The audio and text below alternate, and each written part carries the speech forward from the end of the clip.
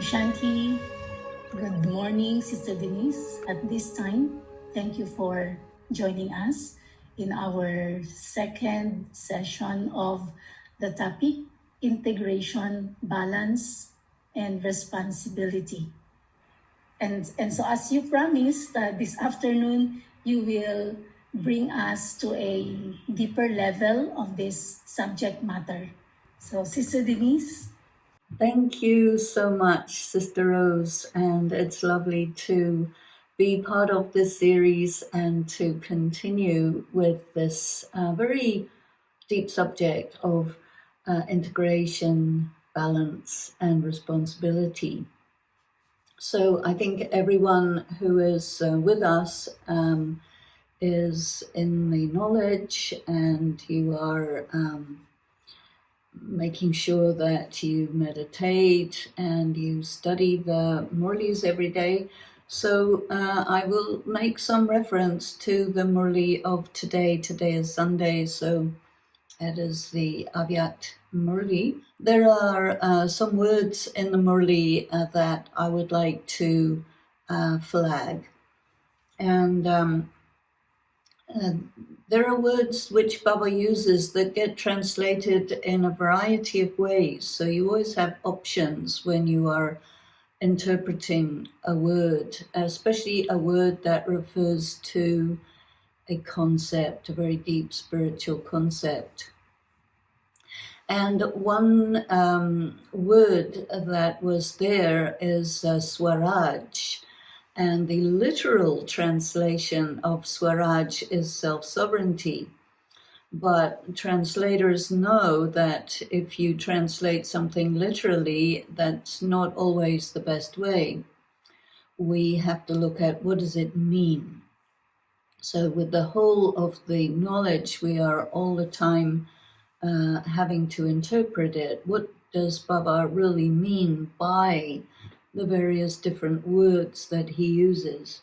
So Swaraj, the way it's used in normal vocabulary in India, actually means independence. So when you say self-sovereignty, it's not quite clear what that actually means. But if you say independence, you know exactly what is the meaning of independence. And so we need to go into the detail of that, because balance is connected with independence. If you are in balance, that means there isn't anything that is causing you to bend one way or the other and make you out of balance. So whenever there is an influence, then it takes you away from your balance. And yoga requires many forms of balance. The other word that came up, which I think is very important in Hindi, the word Buddhi Yoga, which is always translated as yoga of the intellect. And when you say yoga of the intellect, it's not exactly clear what that means. But the way the word is used in ordinary speech, Buddhi Yoga means concentration. And when you say concentration, you know exactly what that means. So independence, concentration, and another very important word was the mantra Man-Mana Bhav.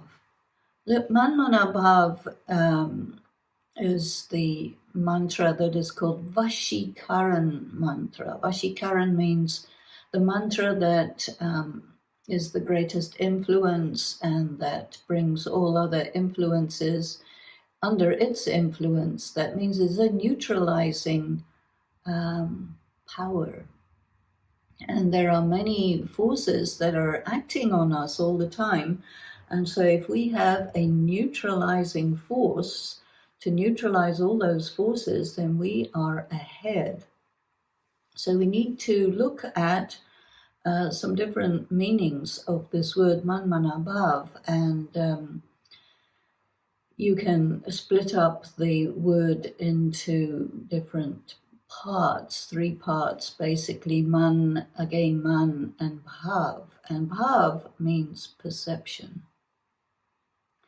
So one mind has to perceive another mind. So in that mantra if your mind is so clear and clean and balanced and subtle that you are able to perceive the mind of God, then you are applying the mantra Man Man Abhav. So think of this word as meaning perceive the mind of God with your mind.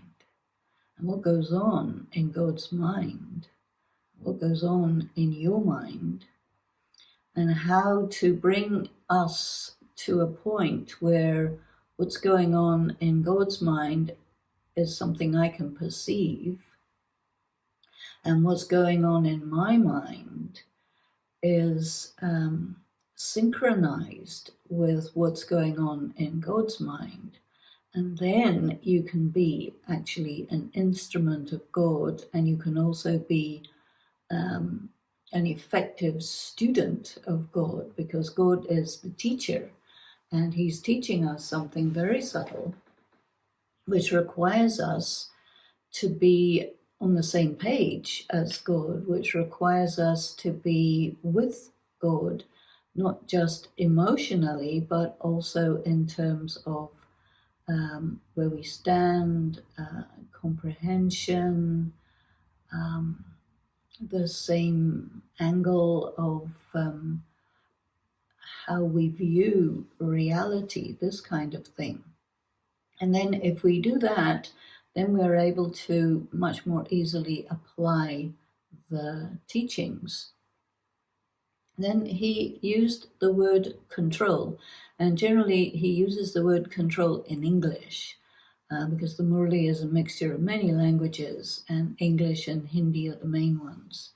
So his use of English may vary quite a bit from our use of English, because the English that Brahma Baba was using was the kind of colonial English of the 1920s, which is 100 years ago. And language is very changeable, and the way we use language now is quite different from then. So when we're interpreting the English words that Baba uses, we have to factor in how the language was being used 100 years ago by the colonial powers of England. And so control means that you have that precision, that you are able to operate whatever it is that you have to control. It's not about what we have now. The use of control is controlling people, controlling minds, and it's a kind of negative word. But in the way Baba is using it, it's a very positive word.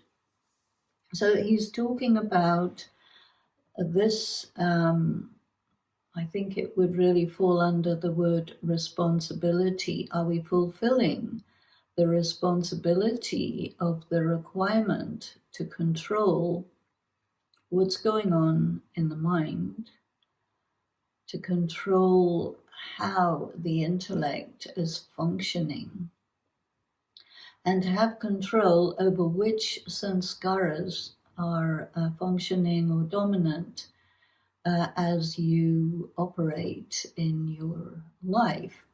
And of course, we must always remember that we are in the confluence age, which is very different from being in the Iron Age. So if you revert back to the Iron Age, then you will be operating your subtle instruments according to the conventions of the Iron Age. And in the Iron Age, the priorities are different. In the Confluence Age, the priorities are different. So depending on which age you happen to be in mentally, such will be your priorities.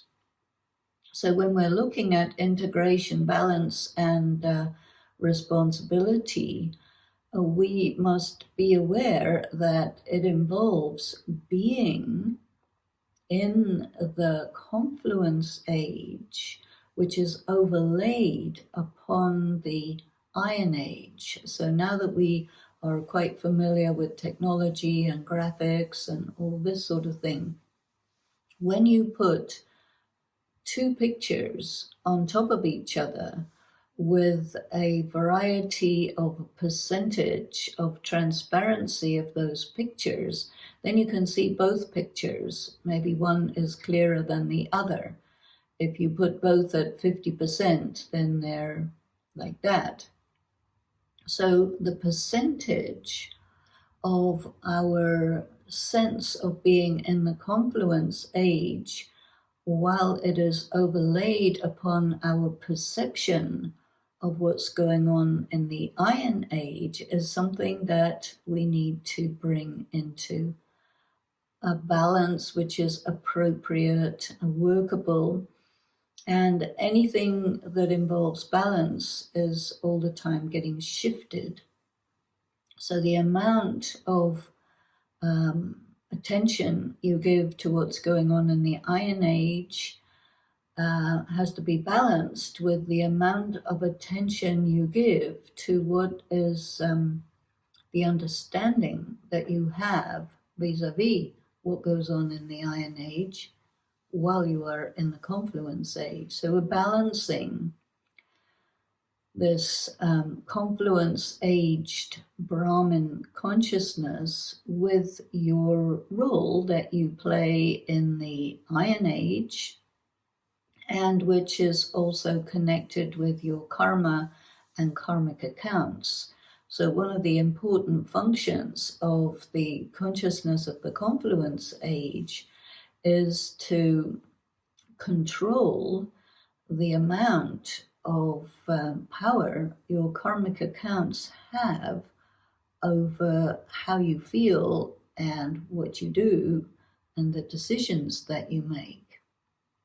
So this is a very important thing, which is not always much talked about, but it is a very important thing that we all need to think about and practice. What is the meaning of this two realities which are laid one over the other, and how do I manage my life with these two realities, and am I doing it in the way that Baba is showing?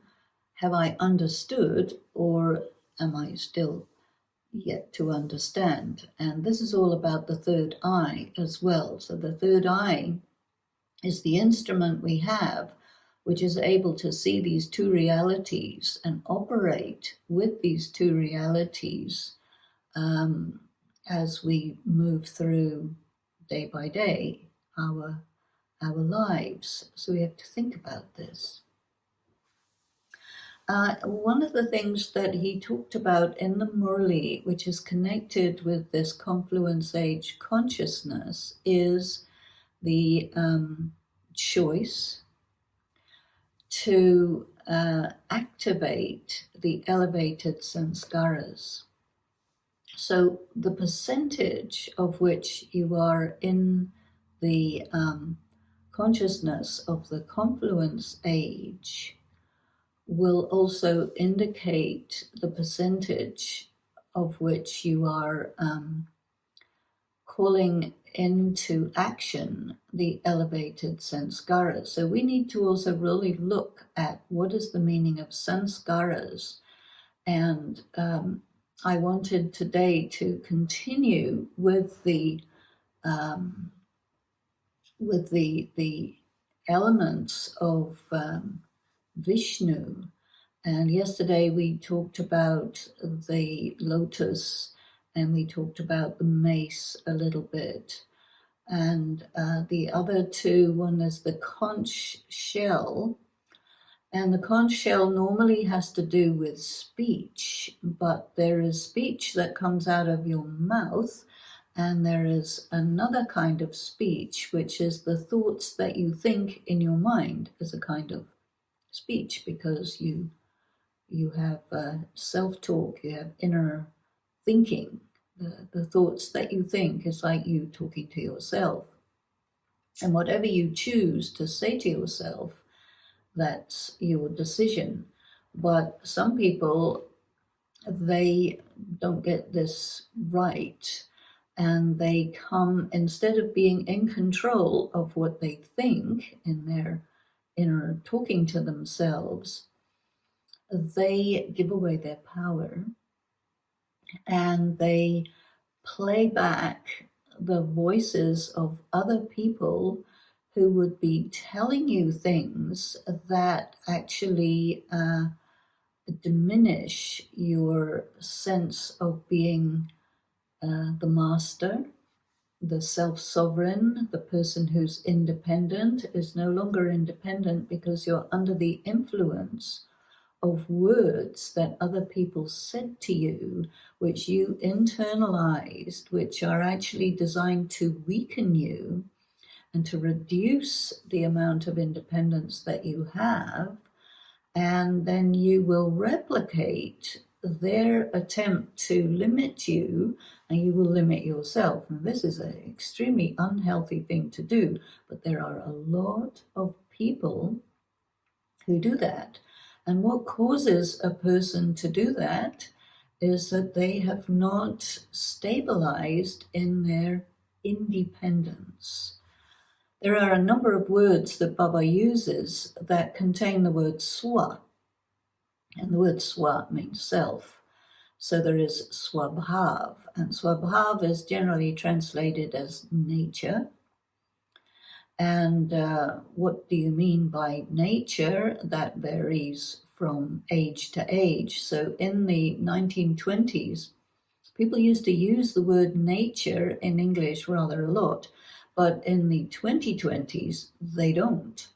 And so when you use the word nature, you're not really quite sure how to interpret that. And so you tend to make it up. And okay, fair enough. But I think language is such an important thing because it reflects how people are thinking. So let us go to the Hindi swabhav and break up the word into two. One is swa and one is bhav. And bhav, the meaning of bhav, which I find particularly relevant in our studies of Raj Yoga, is perception. So swabhav, which is normally translated as nature, if instead of that you translate it as the way you perceive yourself, that's a very different thing altogether. But the way other people perceive you causes them to project that perception onto you. And if you accept that, then you're giving away your power and you're coming under their influence and you're going out of balance. But there is a great deal of socialization in regard to the relationship between people. You know, in relationship, it's very rare to find an equal relationship, very rare.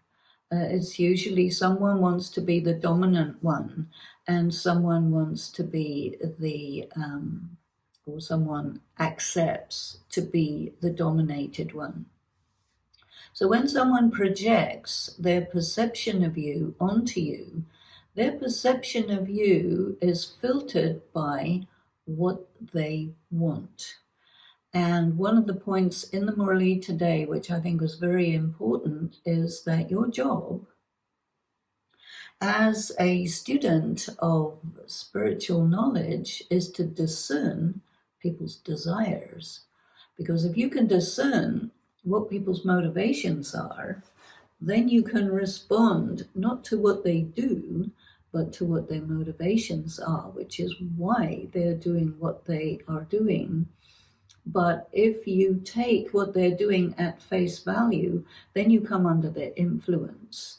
And then you are no longer independent, you're no longer in balance, and you are abdicating your responsibility, which is a kind of crime, so we don't want to do that. And also you are no longer a person for whom all the different parts of yourselves are integrated, you're no longer in your power. And so this is a very, very important thing, to discern people's desire. Now, people's desire, in other words, is the hidden agenda. So if you can see their hidden agenda, then it's not hidden anymore. And whether their motivation in their interaction with you is honorable or not doesn't really matter if you can discern it. So when I say honorable, I mean, is a person trying to bring you under their influence, become the dominant one in the relationship, and put you in a situation where they control you and inspire you to do actions and make choices which puts you in a dependent relationship. So Swaraj, as I said before, means independence. So Raj Yoga is all about acquiring, claiming, consolidating, and holding onto your independence as an independent being. And this is the meaning of Raj Yoga. So now, independence means that you have to really be confident about yourself and really know yourself and recognize yourself and not be concerned about whether somebody else recognizes you or not. They may recognize you very well, that you are a powerful spiritual soul, but they want you to doubt that, and they want you to revert to how you were before you came into knowledge, and they want to reactivate the socialization of the iron-aged patriarchal, moral, religion-based positioning that was part of your upbringing and your education and so on, and to basically neutralize the effect of Baba's teachings. This is a very important exam that everyone has to take, because it will be going on in very, very subtle ways a lot of the time. And it is because the sanskaras of the Iron Age are like that.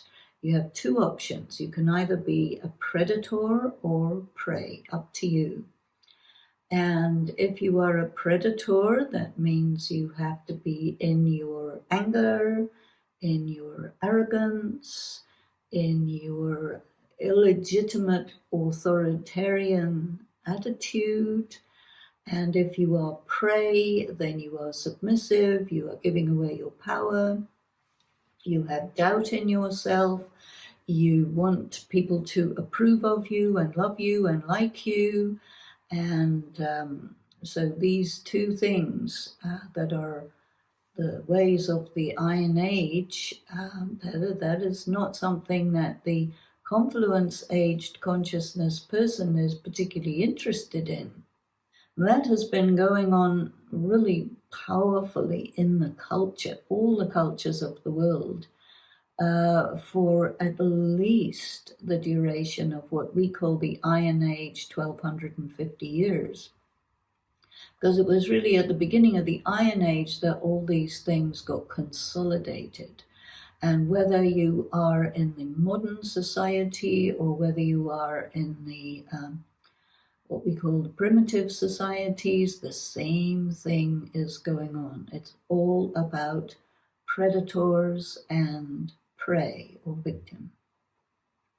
And of course, this creates unhealthy psychology and spiritual depletion and a lot of negative karma, which creates a bond or a bondage between the victims and predators, and then they keep coming back into relationship with each other, sometimes switching. In one life, the victim becomes the predator, in the next life, and then the predator becomes the victim. And this is how the karmic accounts play out, and it's really very unpleasant.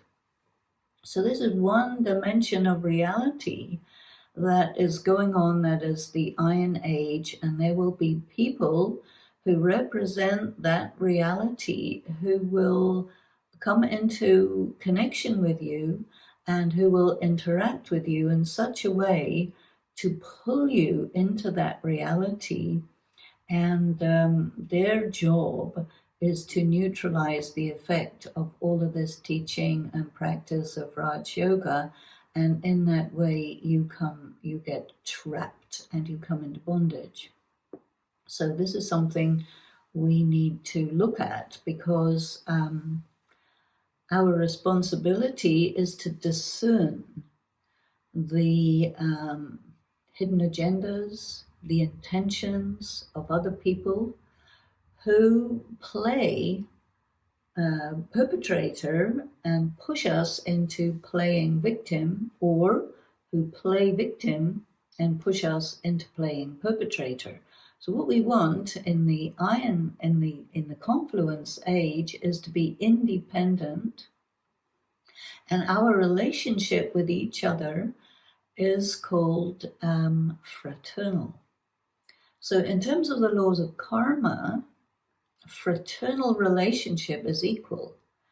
And what is required in a fraternal relationship is to give love and regard, not more and not less.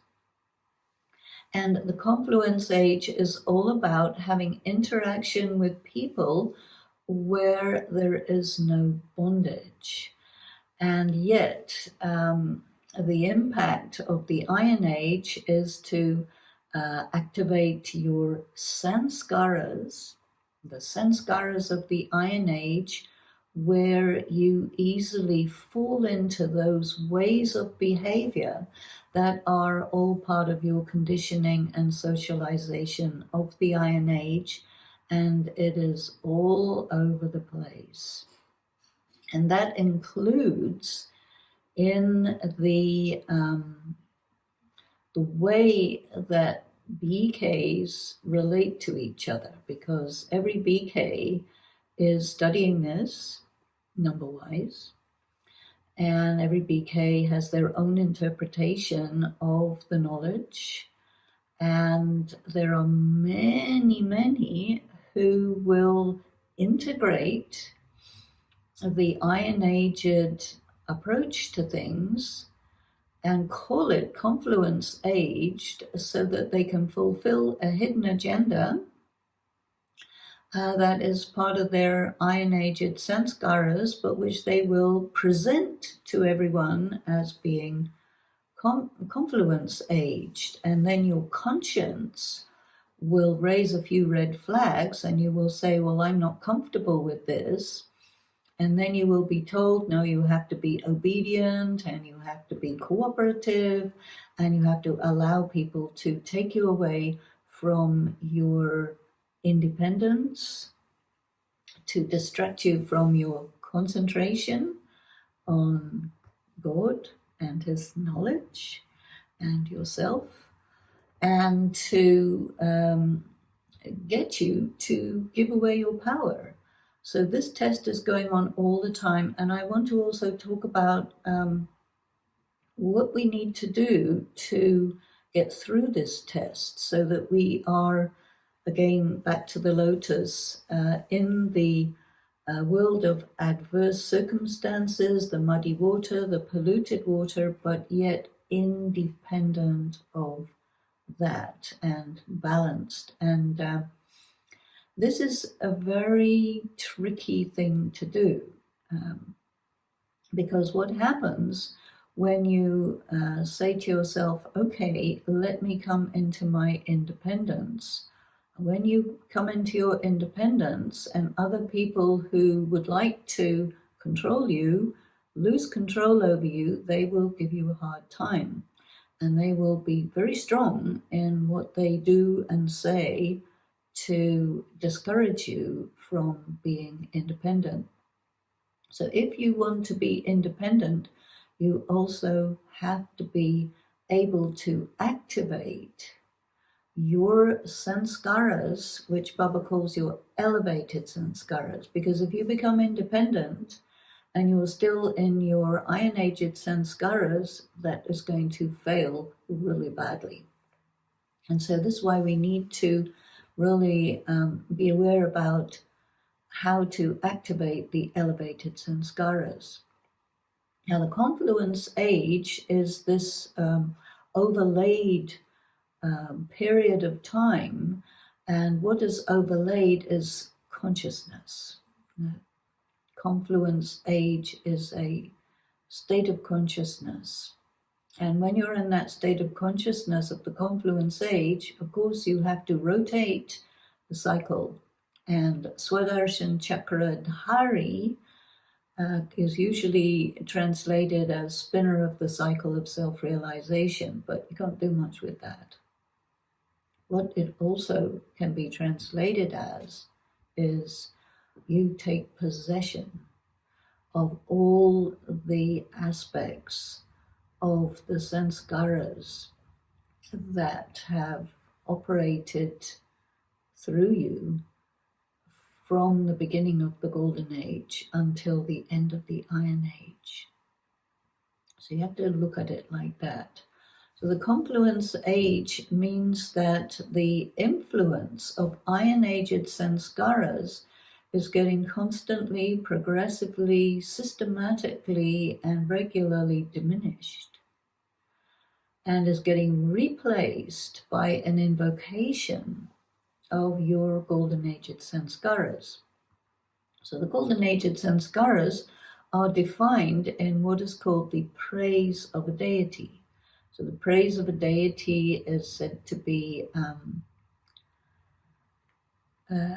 16 celestial degrees complete. So what is 16 celestial degrees complete? That means you have full power of yoga.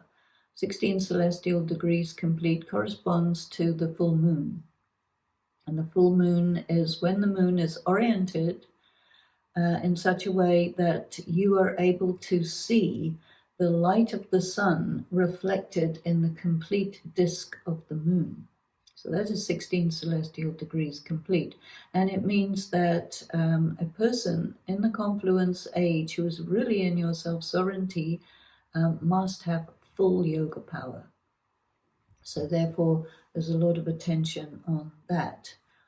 Do you fill yourself with that light to the extent that you can hold everything together in spite of a lot of people trying to pull you back to your iron-aged susceptibilities? And the second praise is completely viceless. So completely viceless means that nobody is able to push you or control you through emotional blackmail. And this is a very strong function that takes place, emotional blackmail. People try to make you revert to your susceptible, weak, iron-age state through emotional blackmail and get you to doubt the position that Baba has asked us to adopt in that regard, because the vices are none other than emotions, negative emotions or gross emotions. And this word control is also connected with that. If we're able to control ourselves, our mind, that means that the negative emotions can only occur when something that triggers them is successful in triggering them. And when we want to be in control, it means that we will be able to very rapidly discern what the trigger is, what it's triggering, why it's triggering that, And we have the choice, and we have just 1 second or less than a second, a nanosecond in which to make the choice. I will buy into that provocation, or I will not buy into it. This is called control, you see. But once the emotion has been triggered, it has unleashed a force, a very powerful force. And that very powerful force can take over from your divine intellect, your stable mind, and your understanding of Gyan, and it will pull you right back into your old Iron Aged way of being. So that is the testing that's going on.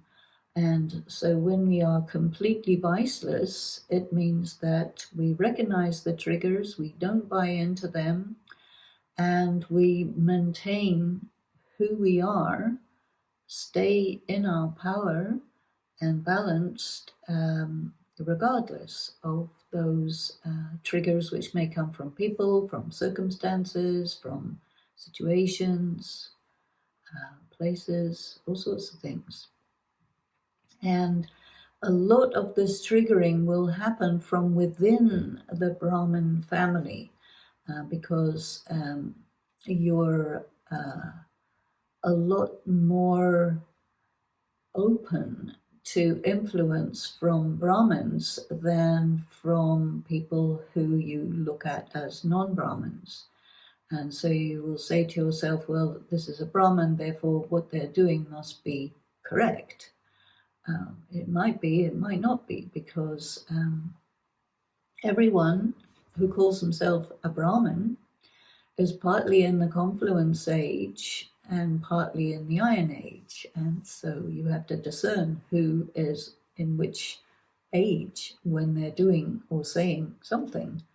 And you have to be very agile in discerning where people are coming from and what their desire is. What do they want? And what do you want? Because you have to put forward what you want with authority and with confidence so that you can maintain your independence. And that means that when people react negatively to you doing that, you need to be able to handle that and not be put out by it, because it will be like that. The other praise of the deity is you're completely non-violent. And when you are having an ego reaction to these provocations, that is a kind of violence. And that violence may be that you are violent against the person who is provoking you, or you will say, oh, I can't do that, that's not allowed. So then you do something against yourself and you have a sort of self-suppression. And this is violence against the self. And this is not a deity. This is not what this practice is all about, going against the self. But it is a very common religious response to this sort of thing. So you also have to look at yourself and ask yourself, are you acting in a religious way or are you acting in a spiritual way? And by religious way, I mean that you have doubt in yourself, that you are thinking of yourself as you deserve all these bad things, and that you are basically impure, and that you have to become a good person, and whatever it is that you are, it's not okay. All this is a religious approach to Gyan. And in a religious approach, you always put yourself under the influence of some dominant authority figure, because religion is all about predator and victim. And this is the aspect of religion that Baba says he has come to destroy. He says, I've come to destroy all the false religions and establish the one true religion. And when the word religion is used, that is dharma.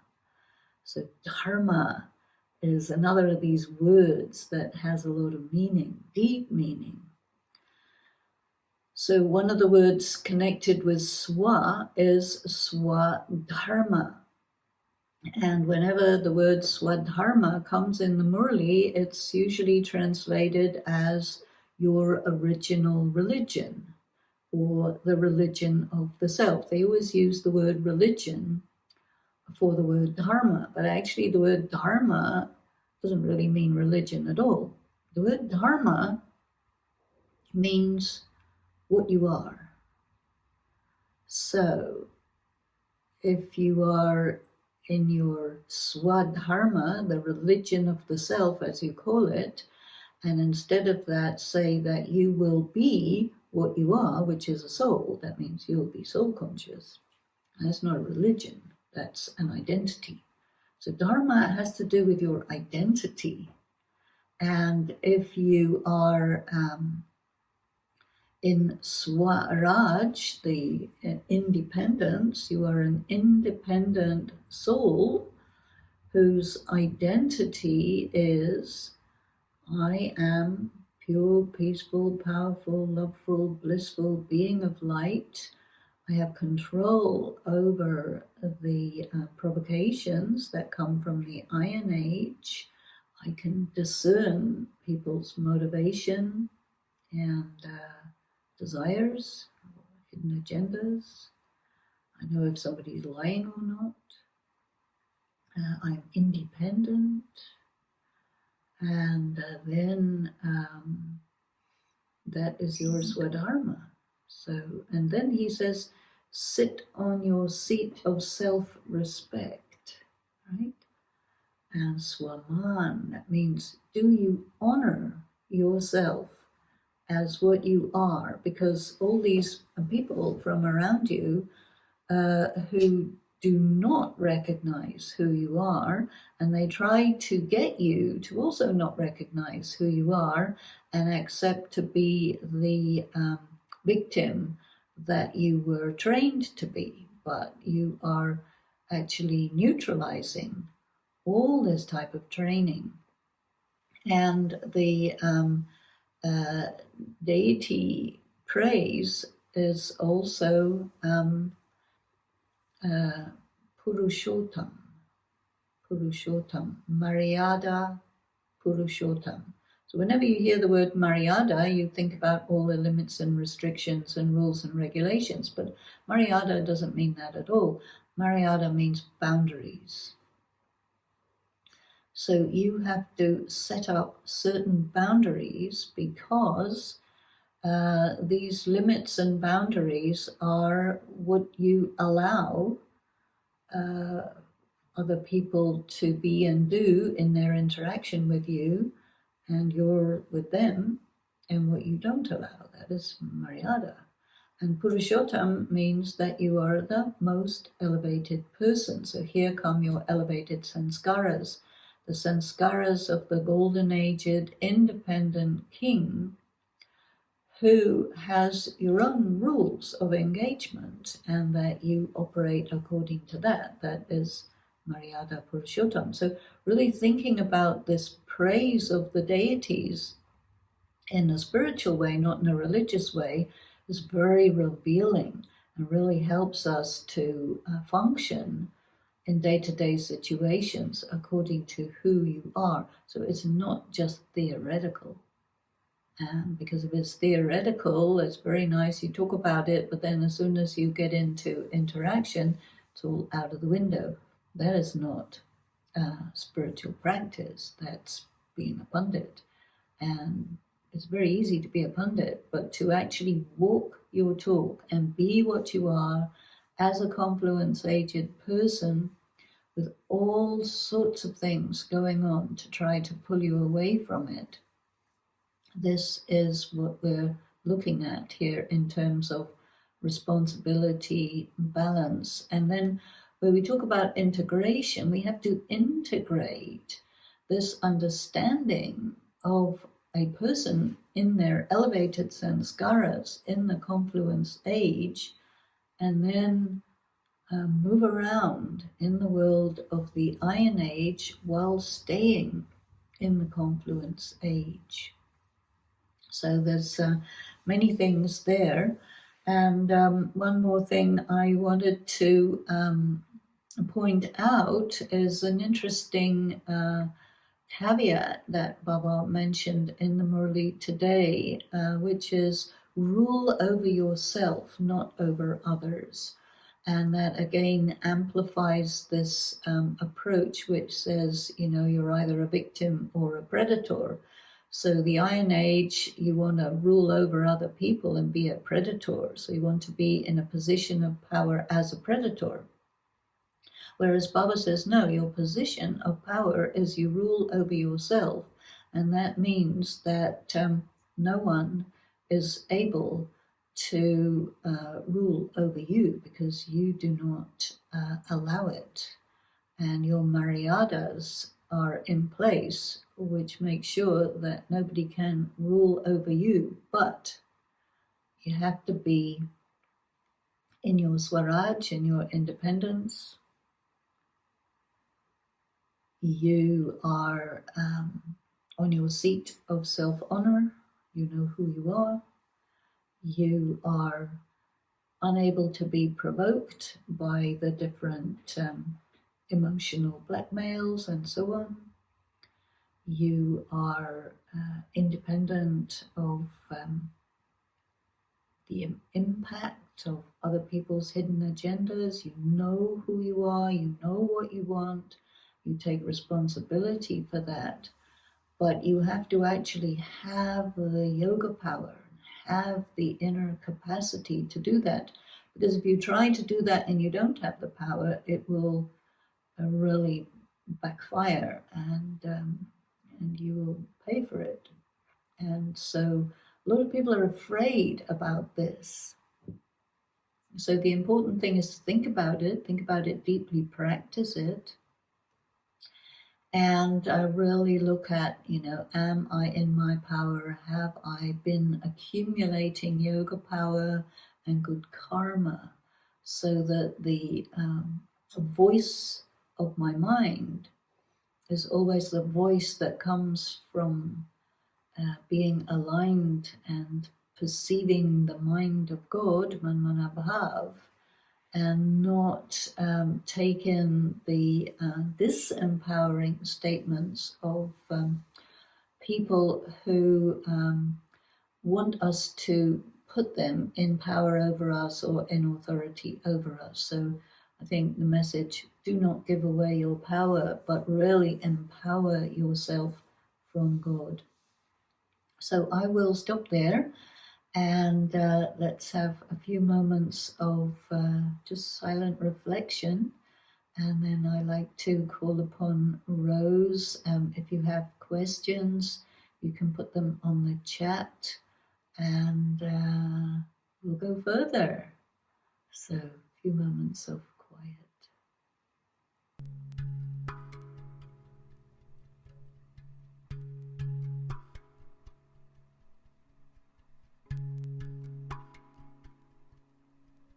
Just really think about, am I integrating all this into my day-to-day, moment-by-moment life, into my role, into my part in drama?